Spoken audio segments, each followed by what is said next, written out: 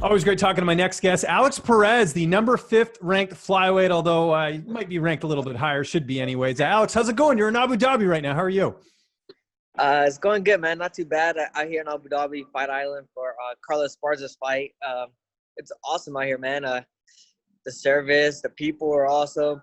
I mean, I can't complain. Besides it being hot, I mean, I can't complain. Yeah, no, it's pretty cool. How's Carla looking ahead of the fight on Saturday? I know you're a big part of her camp. She looks good. Probably the best I've seen her look all camp, you know. We're supposed to fight on the 15th, and then something happened where we got moved to the 25th. But I think the extra time actually helped us a lot. So, hey, I'm excited for her to get this win.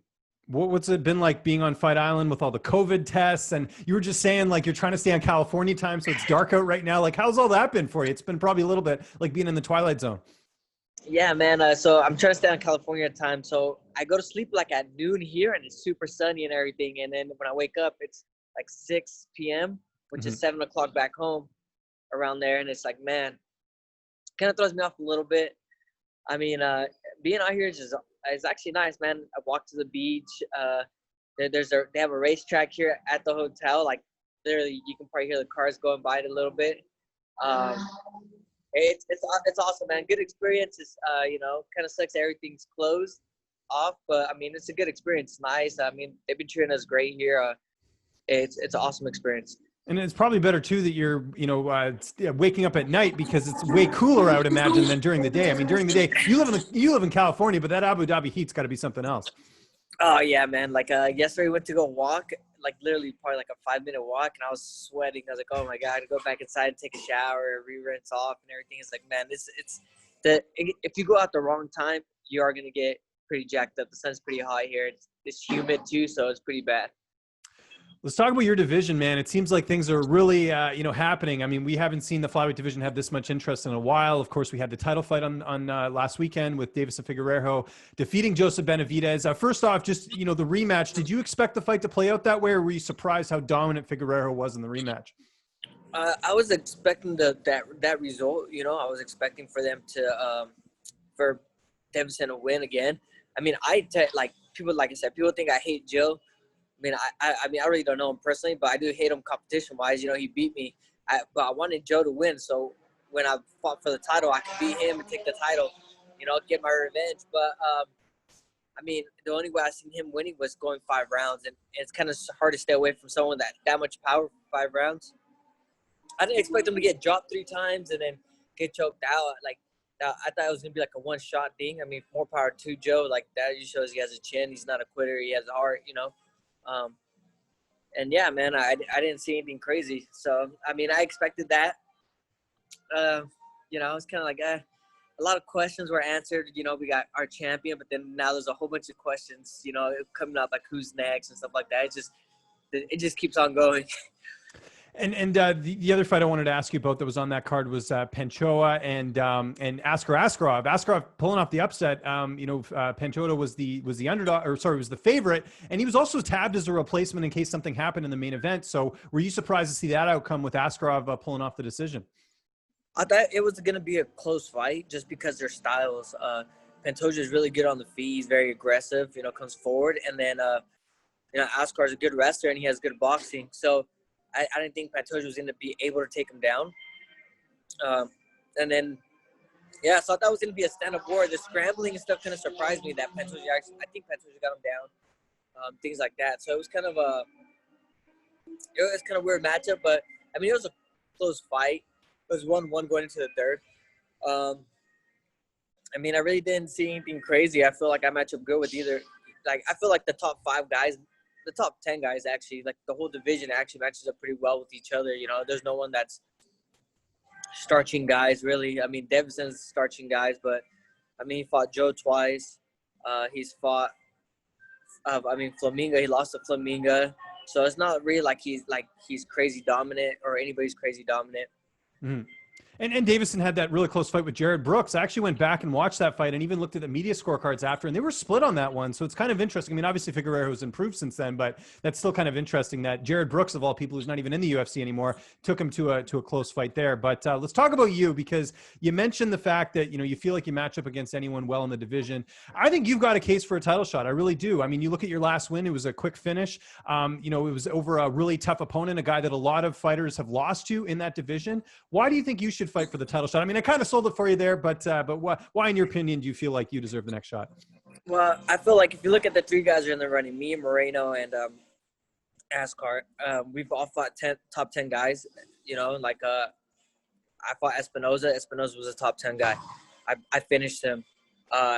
Brandon fought Kai, didn't finish him, and then Askar fought Elliott, didn't finish him. Then we moved to the next fight. Brandon fought Jasur, didn't finish him. I fought Jasur, I finished him. And Askar fought Pantoja, didn't finish him. So I'm not saying those guys are boring, but they're not finishing fights. I feel like I'm finishing fights at 25s. Moreno, technically, when Askar was in, had a draw with Askar, you know what I mean? So I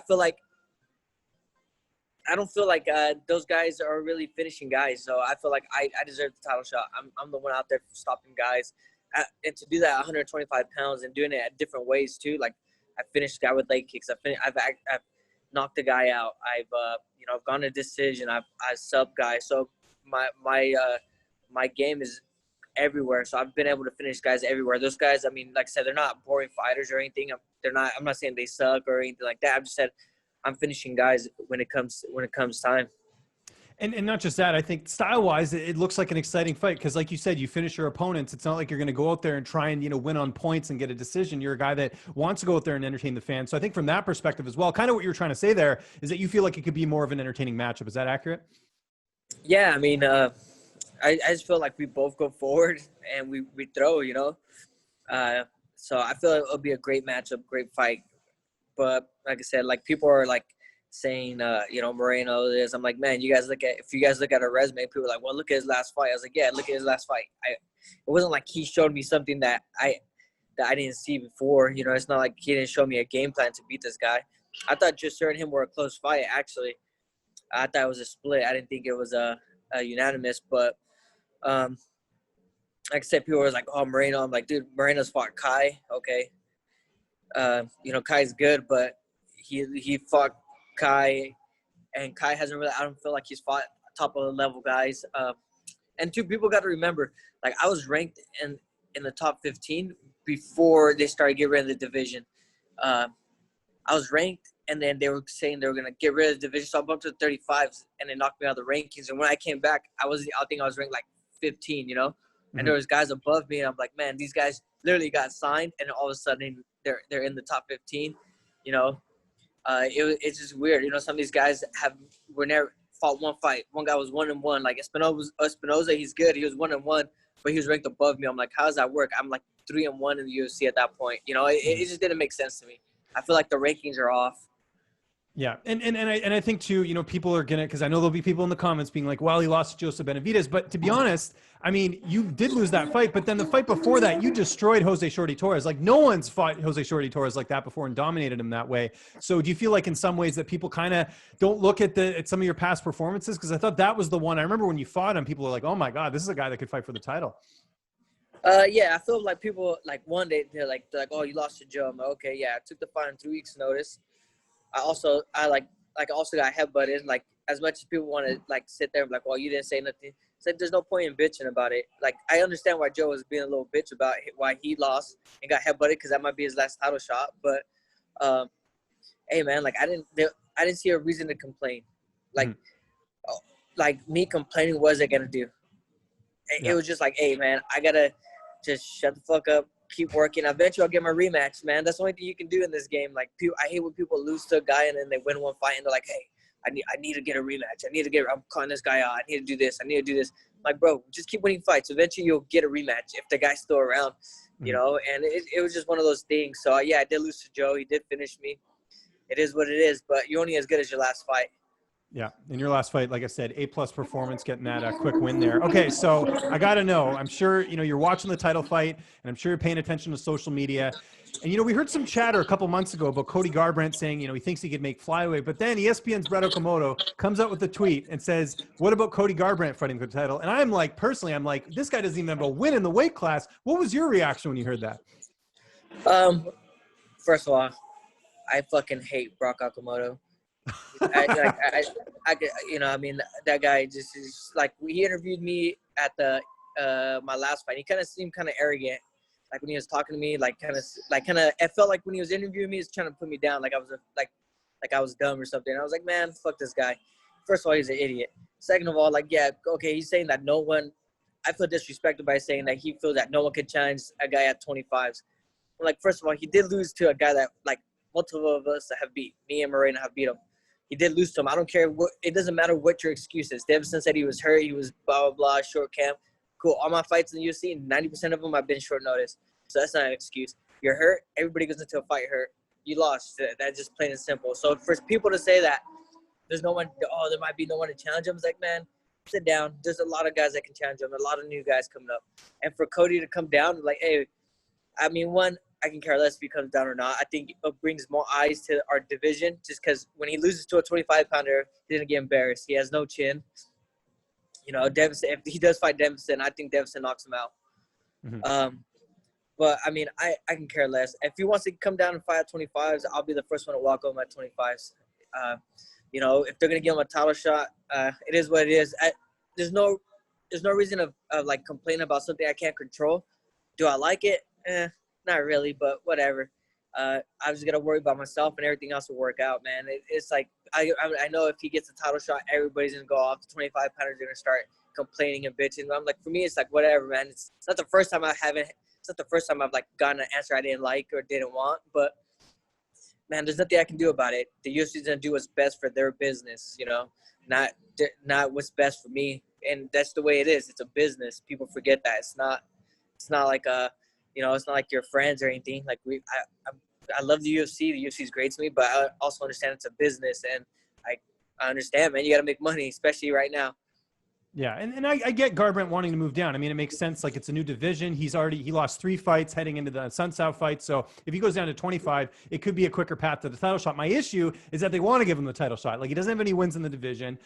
He had lost three straight prior to fighting at Sun South. So it's not like a champion coming down and trying to, like, for example, TJ Dillashaw. He was the champ. So that made sense for him to go down because at least he has the leverage of being the champion. But Garbrandt's like nowhere close to a title shot, in my opinion, because he lost 3 in a row. So that's where I kind of take issue with it. And I think some other people do as well. And you're just starting the division up again. It's like, why are we needing to add these new people in there? So that's my perspective. I feel the same way. Honestly, I feel like no disrespect to Sansa. He's been in the game for a long time, but it's like, come on, man. Like, a Sansa, man. You knocked out a grappler. And a grappler at that kind of looked out of shape. You know what I mean? Mm-hmm. Like, he didn't look like his best. Like, there's no excuse, why you lose. But it's like, come on, man. Everybody's seen that Sansa fight, man. I felt like I could have gone in there, fought him that night and beat him. Yeah. Maybe it was an off night, who knows what it was. But, I mean, like I said, it doesn't matter to me. It's just more money in my pocket. I mean, he comes down and I beat him, my stock goes up that much more, And, like I said, it is what it is. It's just kind of one of those things. Like, I don't have no control in it. I don't got no say in it. If I had a say in it, I'd be like, nah, I'm next in line. I'll be fine for the title. But the UFC is going to do what's best for their brand and their business, and I respect that because I'm looking out to do the same for myself. So, kind of just one of those things, man. This is kind of hard.